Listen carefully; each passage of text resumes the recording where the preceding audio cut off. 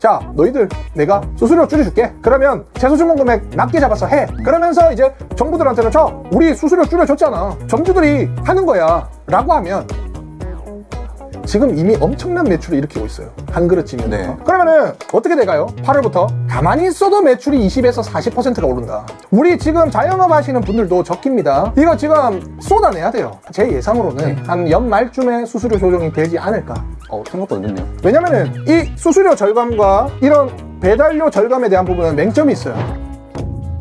대표님 안녕하세요. 안녕하세요. 네, 최근 뉴스들 보니까 배민에서 도입한 네. 한 그릇 배달이 주문량도 한 30% 가까이 늘고 꽤 효과가 있다고 하더라고요. 네. 그래서 쿠팡에서도 대응책을 낸 것 같은데 혹시 좀 내용을 알고 계신가요? 일단 채소 주문금을 11,000원으로 맞춰야 됩니다. 그리고 15,000원에 대한 부분은 차등적으로 밑으로 이제 할인을 해준다는 얘기예요. 네. 근데 이제 그 두 정책, 동일한 정책에서는 배민이 이겼습니다, 사실. 한 그릇 정책이 더 소비자에 대한 선호도가 높겠죠.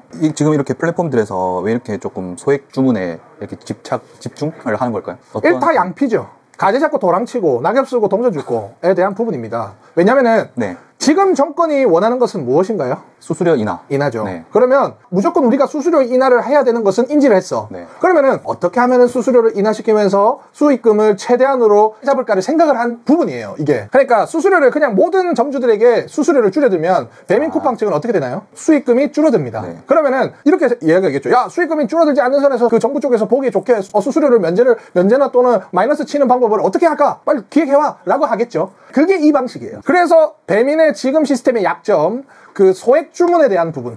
소액 주문은 거의 지금 전체 매출에 얼마 차지하지 않으니, 왜냐? 채소 주문 금액이 낮을수록, 그러니까 수수료에 대한 문제가 아닙니다. 무료 배달에 대한 문제예요. 이 건은 전체적인 게. 그럼 무료 배달은 객단가가 높을수록, 채소 주문 금액이 높을수록 점주들은 수수료가 적게 나가는 시스템이에요. 그렇기 때문에 지금 채소 주문 금액을 낮춰서 하지 않고 있다는 거죠. 그래서 이것들을 어떻게 했냐? 자, 너희들 내가 수수료 줄여줄게. 그러면 너희들 채소 주문 금액 낮게 잡아서 해 라고 하면서 이제 12,000원대로 잡고 11,000원대로 잡는 거죠. 그러면서 이제 정부들한테는 우리 수수료 줄여줬잖아, 그리고 점주들이 하는 거야 라고 하면 이제 추후에 정부의 압박이 들어올 걸 이제 미리 대비하는 선에서 이렇게 이미 됐죠. 이미 그런 선에서 지금 한 겁니다. 근데 지금 단점이 뭐냐면 지금 이미 엄청난 매출을 일으키고 있어요, 한 그릇쯤이면. 그다음에 채소 주문 금액으로 해가지고 이제 그게 이제 엄청나게 활발하게 더 팔릴 겁니다. 뭐 한 그릇이나 이런 소액 주문했을 때 수익 구조는 어떻게 되는 걸까요? 진짜 남는 걸까요? 한 그릇쯤면과 이제 채소 주문 쿠팡 11,000원, 이제 12,000원. 12,000원 같은 경우는 이제 수수료가 보통 한 40% 정도 되죠. 40에서 42. 배달비랑 수수료. 기존 수수료 말씀하시는 거죠. 거죠. 그렇게 되면 여기서 보통 자기 수수료를 안 받겠다고 하면 7.8%. 카드 수수료는 받습니다, 또 3.3%를. 여기서 7.8% 빼면 뭐 한 32에서 35 이 구간대죠. 요것 또한 비슷합니다. 수수료 차등으로 또 이제 들어간다 하니 여기서 이제 30에서 36에서 놀겠죠, 거의. 38. 그럼 여기서 이제 식자재 빼고 하면 내가 봤을 때 한 1,000에서 한 1,500원 정도 남을 수 있고, 그리고 잘못 세팅을 해버리면 문제가 될 수 있습니다. 그러니까 여기서 한 그릇쯤에 12,000원을 설정하고 거기서 쳐라 라는 형식인데, 이 메뉴를 새로 만들어야 돼요. 적어도 한 34, 35를 넘어서는 안 됩니다. 근데 이 또 이상한 현상이 일어나요. 12,000원에 배달 주문을 무료로 해서 받는데 소비자들은 풍성한 줄 알아요. 그러니까 실질적인 건 8,000원이에요. 음식을 만드는데. 그러면은 12,000원에서 원가율을 따지면 35%로 잡을게요. 그러면은 한 4,500원 정도 되잖아요. 그러면 여기서 12,000원에 수수료 다 빼면은 8,500원이니까 거기에 한 4,500원 빼면 4,000원이 남겠죠. 거기서 인건비, 공과금, 월세가 나가는 거죠. 근데 이것만 봐서 남는다 안 남는다라고 하면 안 돼요. 왜냐면 이거와 객단가가 많이 들어왔을 때 수익률과 그 다음에 홀과 포장과 이것들이 전체적으로 봤을 때 인건비, 공과금, 월세 이런 것들은 공동비용이에요. 그렇기 때문에 한 1,000원에서 한 1,500원 남는다 생각하고 팔아야죠. 근데 이 세팅값을 잘 못해버리면 식자재율이 45%, 46%가 나와버리면 이게 적자 구간이죠. 35가 넘으면 안 됩니다, 한 그릇쯤면은. 이게 또 한 그릇쯤면 같은 경우나 저 밑에 쿠팡 채소 주문 금액 설정하는 것도 적용이 안 되는 지점도 있다고 하더라고요. 있죠. 이제 주로 이제 배민이나 쿠팡이 진행할 때는 수도권 지역, 광역시 지역, 그 다음에 배달 집중 과밀 지역부터 하고 점차적으로 늘려나가고 있어요. 그러니까 이것도 점차적으로 늘려나가겠죠. 늘려나가는 거. 그러면은 지금 적용이 되는 지점들은 무조건 하는 게 괜찮을까요? 일단은 지금 행사가 들어가고 있잖아요. 네. 저는 일단은 다 하는 편이에요. 계산을 해서 식자재를 얼마나 잡고 코스트를 배분을 해야만이 이것이 되느냐를 계산해서 저는 일단은 수익은 무조건 나오도록 만들어 놨는데 나중에 또 어떻게 될지 몰라요. 근데 여기서 아직 정부에서 뭐 수수료나 너무 심하다라는 조치가 아직 안 일어났죠. 그래서 그것들을 감안하고 일단 수익이 나오는데 그 이후에는 조치가 들어가면 수익금이 더 많이 나올 가능성이 있죠. 그러니까 일단은 밀고 있는 사업에는 조금 계산을 해서 세팅값을 넣는 거죠. 저희는 여기서 시키면은 추가적으로 객단가가 상승하도록 밑에 다 잡아 넣어놨어요. 뭐 추가 이게 배가 고프잖아요. 그러면은 시킬 때 이것 더 먹고 싶다 더 먹고 싶다로 만들었기 때문에 12,000원짜리를 시켜도 14,000원 16,000원이 나오도록 세팅을 해놨다. 그러면은 댓글들에 한 그릇 찌면 이런 거 하면 안 남는다, 무조건 손해다, 이렇게 말씀하시는 분들이 좀 계시는 것 같던데, 네. 방금 말씀해주신 내용을 토대로 그 한 그릇 찌면 하기 위해서 전제돼야 되는 조건들을 조금 정리해 주시죠. 안 남는다? 뭐 어떻게 합니까? 그거 가만히 있을 겁니까? 안 남는다는 기준은 이제 수수료는 어쩔 수 없어요. 건드려 줄 때까지는 어쩔 수 없는데, 우리가 할 수 있는 건 식자재. 가장 중요한 게 식자재. 인건비. 자, 옛날부터 말했잖아요. 식자재는 32에서 35를 맞춰야 된다. 안 그러면 다 죽는다. 어떤 치킨집인데, 점주님 상담 받았습니다. 한 5,300 나오는데 14시간 일하신대요, 하루에. 근데 한 800만 원 정도 남는데요. 자기 혼자 일하고. 그래서 식자재비가 한 어느 정도 나오십니까? 라고 하니까 한 52% 정도 나온다. 그러니까 12%는 인건비죠. 네. 원래. 네네. 그러니까 인건비에 대해 세이브는 잘 되지만 식자재에 대해서 세이브가 되지 않으니 혼자 일하면서 14시간 매일 일하면서 월화수목금토일 일하면서 몸이 부서지기 시작하는 겁니다. 식자재가 50이 넘어가니까요. 그러니까 결과적으로는 식자재를 32에서 35를 맞춰야 됩니다. 되게 중요하겠네요. 가장 중요합니다. 저희 지금 사실 영업 지금 엄청나게 들어오고 있어요. 개설해달라고. 네. 그 다음에 이제 매출도 엄청 많이 나오고 있습니다. 이게 되기 때문에 사장님들이 이거도 하면서 매출을 일으키면서 유리하게 들어갈 수 있는 거예요. 네. 그리고 두 번째, 인건비. 혼자서 5천 몇백을 친다. 인건비 절감이지 않습니까? 네. 그죠? 근데 기계화가 돼야 된다. 자, 다음 주에 기계화 완전 자동화 영상 찍을 겁니다. 제가 직영점이 만들어졌습니다. 원래 3명이서 한 180 정도 칠 거를 2명이서도 칠 수 있습니다. 물어봤어요. 2명이서 괜찮냐? 괜찮아요. 이 정도는요? 하더라고요. 인건비는 기계로 풀어야 된다. 하지만 그냥 몸빵으로 들어가면 몸은 아작난다. 네. 이게 두 가지밖에 없어요. 지금은. 그리고 추가적으로 홀과 포장, 단체. 다수의 플랫폼으로 수익성을 많이 나오는 것들을 뺏어와야 된다. 주기는 주지만 많은 플랫폼들을 이용해서 금액 할인이나 PR을 계속 쳐서 비율을 계속적으로 뺏어와야 된다. 그렇게 해야 지금 시대는 살아남습니다. 이게 제가 이 얘기를 언제부터 했나요? 작년부터 한 거죠. 작년 9월부터 했죠. 네. 지금 일어나잖아요. 이렇게밖에 될 수 없다니까요. 근데 제 영상 보고 도움이 되네요 하시는 분들은 이게 적용을 지금 거의 한 8개월 전부터 한 거죠. 그러니까 괜찮은 거죠. 한 그릇 배달되면요, 오프라인 외식 사업이 더 죽습니다. 더 죽어요. 귀찮잖아요. 시켜 먹고 말아요. 그렇기 때문에 세팅값을 이제는 밸런스 있게끔 다 맞추고 식자재비 코스트 기계화로 해서 옛날에 예를 들어서 한 5천만 원으로 1,600 정도 남았으면 네. 지금 한 7천만 원, 7,500만 원에서 1,600이 남게 만들어야 된다. 그러면은 한 그릇쯤이나 이런 것들 하면은 매출이 계속 오르잖아요. 네. 그러면은 내가 직접 조리를 계속 하는 사람들은 사장님이 이런 생각을 해. 개당 수익금이 중요하다는 생각이 들죠. 그렇기 때문에 한 그릇치면도 안 하고 뭐 이런 것들을 다 안 한다는 거죠. 하나 팔았을 때 많이 남기고 싶어요. 많이 남기고. 왜냐면 내가 더 많이 팔아서 하면 힘드니까. 힘드니까. 그러면 지금은 규모의 매장이 형성돼야 살아남고 더 편한 구조가 된단 말이에요. 그게 바뀌었습니다. 제가 이게 뭐 회피하는 것이 아니라 이렇게 됐어요. 예시를 들어줄까요? 홈플러스 왜 망했어요? 플랫폼 사업 때문에 망했잖아요. 쿠팡 때문에. 내가 직접 오프라인 가서 사 먹을 걸 쿠팡으로 다 시키니까 하루 안에 네. 오프라인 다 죽었잖아요. 맞아요. 이건 어떻게 돼요? 내가 오프라인이나 그 다음에 단일건으로 해서 시켜 먹으니 지금 다 망하는 거잖아요. 근데 지금 이마트나 이런 거 어떻게 합니까? 배민이랑 협약하고 쿠팡이랑 협약해서 편의점도 협약해요. 네. 편의점도 이제 하나씩 시켜 먹게끔 해가지고 이미 진행됐어요. 플랫폼은 벌써 다 깔렸어. 그러면은 여기서 어떻게 살아남느냐? 식자재 줄이고 기계 넣고 다각화로 팔아서 진행해야 된다. 그러니까 이거예요. 받는 수량을 늘리고 네, 그 받는 수량이 준비가 돼 있는 상태에서 오고 그 다음에 조리가 딱 들어왔어. 네. 바로 기계가 만들어서 나가도록 하면 나의 인건비와 나의 피로도는 줄어들겠죠. 그리고 나머지는 이렇게 들어가면 어떻게 될까요? 살아남아요. 네. 왜냐? 그 비용을 광고나 우가클이나 이런 것들에 다 꼽아버리니까 결과적으로는 상단에 노출되고 계속 많이 팔리고 여기서 수익이 규모의 경제화로 되는 거죠. 그러니까 예전처럼 4천 했을 때만 1,300 남는 시절은 없다. 이제 없습니다. 뭐 있겠죠. 뭐 하나는 되는데 있겠죠. 대부분이 그렇게 흘러가요. 지금. 다음에는 요즘 최대 이슈가 이제 민생회복 쿠폰 지급에 관련된 내용이잖아요. 네. 지급 시기와 이제 금액도 정해진 것 같은데 네. 혹시 관련된 내용은 좀 알고 계신가요? 인생 7월 21일부터 들어가죠. 네. 이렇게 되죠. 네. 1차 시급 피크예요.